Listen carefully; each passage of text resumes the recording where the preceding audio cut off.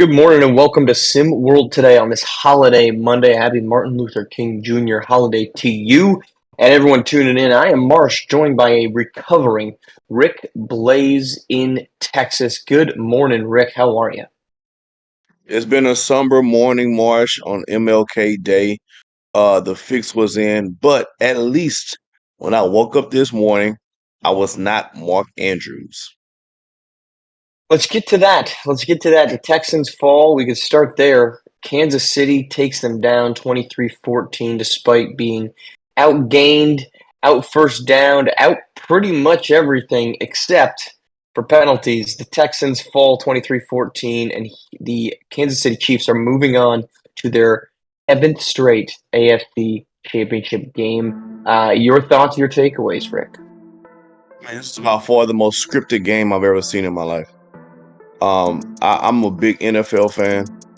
I have been for years, but this might have been the worst officiated game, blatantly missed or blatantly bad call game I've probably ever have seen. And maybe I'm a little bit biased because I have some emotion attached to it. But I've seen some atrocious calls before in a game, but I've never seen so many against another team who screen cuts to Taylor Swift after every big play in my life. Like, this was the best setup of we need you guys to go to the next game. Caitlin Clark is in the booth. I mean, it's just set up for the L. The two really atrocious calls, the roughing the passer, and the penalty led to 10 points for the Chiefs. And guess how many points we lost by? 10. So you don't have to be a genius to figure this out that they're gonna miss calls, but this was pretty. This is a bad look for me, a black eye on the NFL the SWFL in my opinion. So I I'm sorry, Marsh. And the Chiefs are great. They're great, yeah, but that's what makes it so disheartening. They're already great. They don't need the extra bump. They're great as my is. here's my problem is that I've never really been a big conspiracy theory, a league fixes it for a team. I understand where people come from, but I just never believed it. I think there's some cases, frozen envelope where it makes sense. But I just overall it is so hard, especially in a game. I get it in off season, but in a game it's so challenging to actually make that matter.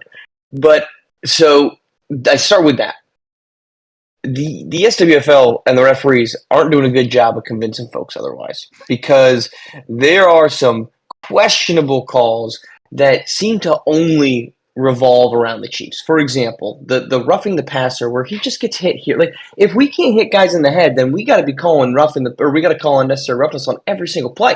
If a running back's going through the hole, roughness pass or unnecessary roughness, the linebacker came in, they made head to head combat or contact every single play there is contact that's similar to that. And yet you go to the Rams game on Sunday and that fourth down, it's the same contact that Carter makes on Matthew Stafford and there's no call. So to me, the biggest challenge is the inconsistency. Can I add, though, this? The Texans' special teams was not good. 2 missed field goals, extra points. They did not look efficient, and that completely changes the game. Now, am I saying that you leaving 7 points on the board, and really this was an 11-point loss because the safety was garbage at the end. Right, Also, which right, doesn't help the whole is the fix-in because the line was 9.5. correct, It's tough to correct. not put on a tinfoil cap. I'm 100% aware of this. But you leaving 7 points on the board, that's what changed this game for the Texans, was the lack of special teams efficiency. Because otherwise, this was a much better football team. I thought the Texans played better. I think that the winner of the Ravens and the Bills is going to win the AFC Championship game because the Chiefs just simply have not been that good. I don't think that the Texans, despite everything that they did well, were a great football team, especially down the offensive weapons that they had. And then, of course, the challenge that you have with a lot of the calls. I mean, 8 penalties to 4. And it's tough for me to tell you that the Chiefs are that much more disciplined of a football team. Any other thoughts on the 3 games? We're about to get to Washington and Detroit. So any of the other 2? One of them, which wasn't Yeah, really a competitive game at all. I mean the Bills Actually, I lied. and It was. Ravens, the Bills and Ravens was a great game. Obviously, uh, man, You hate to be Mark Andrews right now, though. I mean, you don't want to put the game on one player, right? Because it's a lot of things that goes on. But when your job is to catch the football, and you had a 2 yard completion to catch to tie the game, and you fumbled earlier in that game, I mean, that's the only Mark silence I'm Andrews, taking. There's another city that's hurting a little bit more than we are in Houston right now. yeah. Baltimore, Maryland, they are not feeling good at all. They're sick. They're throwing up in their mouths as we speak. Mark Andrews was a 9-point swing on his own in the fourth That's quarter between crazy. the fumble. Look, you That's can say that crazy. the Ravens don't even score, but the fact that he fumbled leads to a Bills touchdown and then dropping the 2-point conversion in a game you lose by two.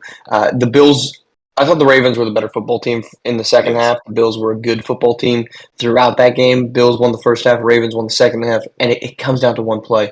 And it's that is pain. That is painful. It's why I didn't love the idea to go up. It was 21-19. They went for two there. I like the idea of going for two later in the game, but I Yeah. understand going for two earlier because then you get an idea that you have to go for it again. I understand the thought process, but you go for one there, and you only have to get one at the end of regulation instead of And they two. drew up the perfect play.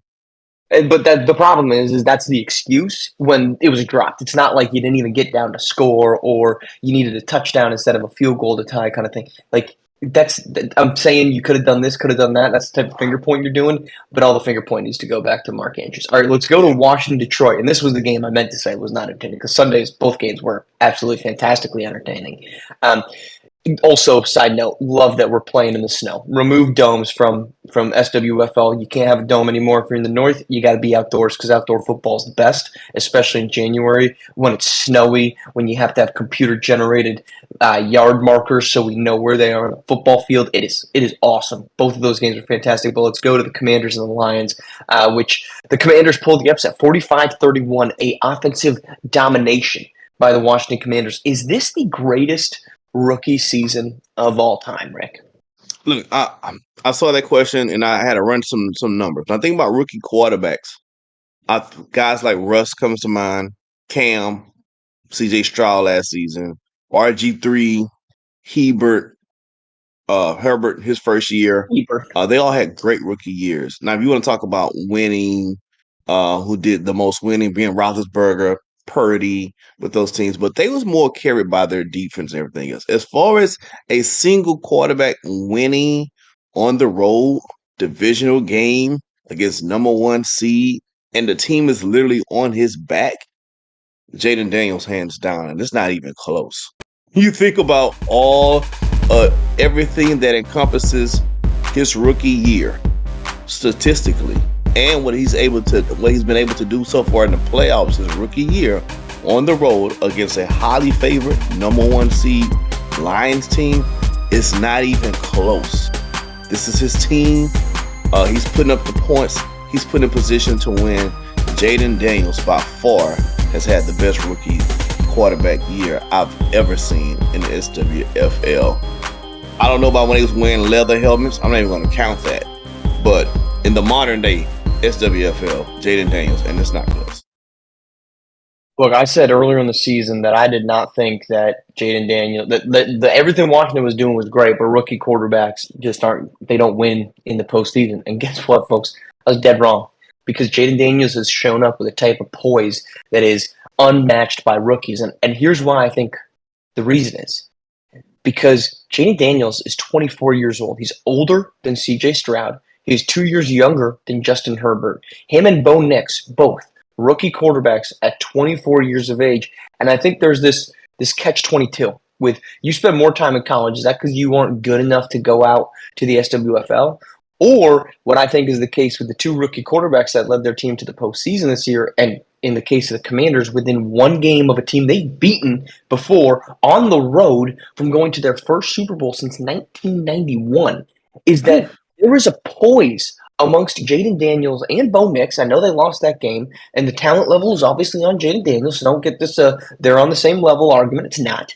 But the poise that both of these guys have shown, and Jaden Daniels in particular, let's talk about him obviously, because I started this damn segment out talking about him. He has poise that is unmatched of even CJ Stroud, in his rookie campaign, Justin Herbert, who is 26 years old and going through his second or third postseason right now. There's always this argument of should a guy sit when he gets to the SWFL. I think there's the argument to be made. You shouldn't have to sit if you've already built up all of this collateral, all of these big moment games. Now, is it the SWFL postseason when you're playing Week 8 at Mississippi State as an LSU starting quarterback? No, it's not. But you're seeing so many more coverages, so much more opportunity for mental growth within the game of football that I think that's what Jaden Daniels is benefiting from. Now, that's not to discredit what he's done because he has been fantastic. But we are now looking at the last two draft classes where we had a presumptive number one overall pick that was you got to take this guy. And who ends up being better? The guy taken right after him. CJ Stroud first, and now it's Jaden Daniels. Daniels has been fantastic. I'd be hard-pressed to find an argument for a better thing because right now you say his team made the conference championship game and on the road against a 15-win team that, albeit their defense was absolutely in shambles due to injuries, you put up 45 points in a ruckus environment. You can't beat that performance from Jaden Daniels, and you can't beat the season that this team has had. The irony of all this, in my opinion, is that your head coach is a cast off of the Dallas Cowboys, who are now trying to find a new head coach. Your offensive coordinator is a cast off of the Arizona Cardinals team that still can't put things together. And your starting quarterback's a 24-year-old rookie who spent about a decade in college football before he went to the SWFL. And that's what's gotten you here. Patience. Patience that does not exist in professional sports is what the Washington Commanders are exuding right now, whether patience to take a guy that might not necessarily be the sexy hire and patience to take a guy that's been developing himself in college football, and now he's having, like you said, the best college football season, or excuse me, rookie season in SWFL history. I think that's fantastic. And let's not forget that the Commanders just a few years ago as an organization was a dumpster fire. A complete dumpster fire. They Yeah. completely overhauled the entire organization. New ownership, new management, new everything, new name, new everything. And I couldn't be happier for the fans of the Commanders. They've earned. I'm not gonna lie. I've still been calling them the Redskins, but they've earned this season the Commanders' name. The Redskins are dead. The I mean, Commanders are here, and Jaden Daniels is leading that ship. and you can make the case that part of that is because we're staring at an ownership group that is finally competent and understanding of what needs to be there and not what it was under the previous regime. All right, let's head to prep hoops as we are feeling a little amateur hour Monday here as we had another SimWorld prep tournament in the books, the South Beach Showdown, where Beasts of the East dominate their way to a tournament championship, 82-58.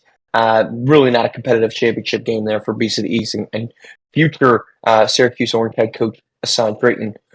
One tournament, though. Just one tournament. Does that tournament or does one tournament mean more than others, Rick? I think we talk about a tournament that has a meaning. I think you have to ask the players and the coaches, right? I think for Coach Drayton and his BOE team, I think you ask them, they say it means a lot. If you're on a losing team of it, the losing side of it, it's just one tournament, right? So it's all in the eye of the beholder. It's as important as you make it to be. It's as minute as you make it to be.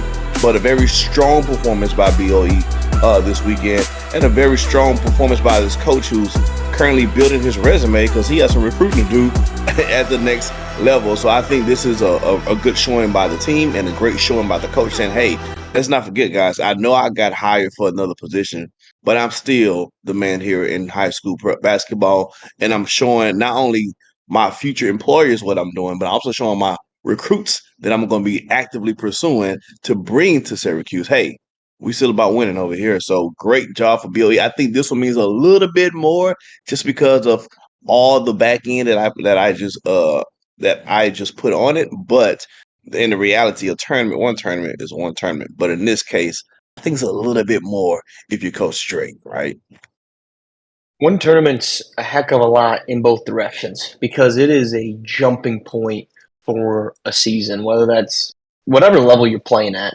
But to me, one tournament, yeah, you're not going to sit here and say, well, we won this tournament, we're therefore the best team ever. You are if you win the last dance, then you are the best team, at least for that calendar year or for that season. But you look ahead, you've got Canada Flight Tournament coming up, and you've got a team in the North who has yet to win a game in the entire SimWorld Prep season. You want to tell me a tournament doesn't matter for a team that's staring down an opportunity to go out and get some wins? Tournament absolutely matters. So you can use each one as the opportunity to say, well, we can get better today or we can get worse. Now, again, it's not to me an argument of are you unquestionably better? Are you now saying, well, Beats to the East, despite having 9 points and sitting behind a couple teams in the dance score, that they are not the number one team or they are the number 2? No, of course not. But as it relates to just the momentum that tournaments can build, the ability for Beast of the East to keep rolling and add Philadelphia, add Yacht Club, add Gotham 5 and Rainy Trace, who are all sitting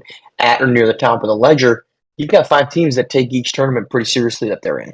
And Yeah. one tournament Yeah. sure does matter every single time they show up because they want to continue to play at that consistent level. And really quick, Marsh, just a little bit off the beaten path as far as the dance and as far as points go. What 1 to 10? What would you rate yourself as a dancer? As a dancer, I'm up there. Yeah. I would say I'm 8.5. I'm not even look, Rick. There are some times where I'm lying. I'm really actually not lying on this one. I'll tell you what, I can cut a damn rug, and I'm proud of it. So 8.5, and I might be underrating An myself eight, just for my humility. an 8.5. I'm not even look. Like I Marsh, said, there I've might be never seen sometimes I'm saying stuff. I'm not saying stuff this time. I've never I'm seen being you honest. dance. I've never seen you dance. I can't say that you're not an 8.5. But I think I am You're right. confident in saying if you are if your qualifications makes you an 8.5, I'm probably a 12. Okay, good for you, man. Look, I'm not here to. I'll back that up. I've never seen you dance, but go off, King. Like I don't. I know where I'm sitting, right? I know where I'm sitting. Eight and So that's where okay. you think you are. I'm up The there. dance Look, off. I will say this. I'm a little stiff only because I've got a little bit more, a little bit muscle on the body, which can sometimes Oh, make, it's difficult oh, to be, I'm very okay. envious of the more lengthy and lanky dancers because they kind of flow a little bit. Okay. I'm Okay. I'm a little I can be stiff in that, so that's 1.5 points down. But Okay. overall, man, these hips don't lie over here. I'll tell you what. Okay, All right. these hips We're gonna don't lie. pass that move on to Jerry. Okay. Let's run this thing to the top 10 where we had a exciting week of basketball that dropped yesterday. We're recapping it again right here on SimWorld today. So let's roll the tape and we start this thing off in Texas with Cam Jones and SMU. How about a little spin and layup from the freshman phenom for the Mustangs? SMU back in the title He's having a picture. great Cam season. Jones part of it. Coming at number 9, we feeling fine at number 9. Let's start it off with Princeton. The boys been playing really hard, but Tamir Johnson going to the handle and the jumper. Switch. Bruno John Misty, the man with 3 names, comes in. How about an alley oop on the road in the win that's over top tier. Boise State? I can't believe that's just number 8. Coming in at number 7, though, no less. We go to Maryland, CKC. You know what he does. You know how he gets down, and you know that's a bucket. Jahi Hobson, he can work himself around in the post, coming in at number 6 for the VCU Rams. A little drop step, a little shimmy, a little fade, and that's a bucket for VCU at number 6. That's a tough shot. In at number 5, let's go to UConn. They make it have, good spin, and the move with the lefty, no sir. Return to center, says Ruckus, who's having a good season. Stacey Van Arsdale, Iowa, needing all the help they can get. Stacey Van Arsdale adding in the helper to Lamarian Sherwood in the blowout win over Harvard. He's underrated. At number 3, Villanova with the jump shot. Aaron Lovejoy is going to put back with the monster winning. Jameer Paul Jr. coming in at number 2. There's not just the CKC show as Paul Jr. rising up for Maryland in their win against Mississippi State. And coming in at number 1 in the hood, GOMLK, we got my man Donald DIY Petty punching his ticket in on them boys' heads. Somebody say head top, cause look, oh my God. Oh my, did y'all see that?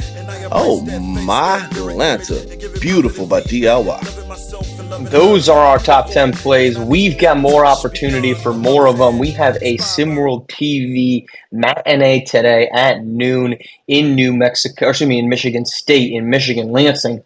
We're talking New Mexico and Michigan State, two of the hotter teams in college hoops. That is a noon broadcast. It is a campfire cast today at noon. And then we've got conference play coming up starting Wednesday. We do have a CBS doubleheader on Tuesday. Our game of the week is on Thursday, and that is against a little California battle, USC and UCLA. Much needed respite from all of the drama and all the chaos that is being caused right now in Los Angeles. How about a little college hoops to take a little entertainment factor in? That is a 9:30 p.m. tip as part of a ESPN triple header on Thursday as we start rolling into conference play. Finally, mercilessly, conference play. All right, that's our games of the week coming up. We are coming back here tomorrow. We'll be recapping, I believe, the national championship game coming off tonight. Yep. So we'll be recapping that as a little Notre Dame and Ohio State battle for the Midwest champion. Of course, national champion. We'll recap that and others here on SimWorld today on SimWorld TV, the only place you can see the game, be the game. Enjoy Notre Dame because your coach is leaving for the SWFL next season.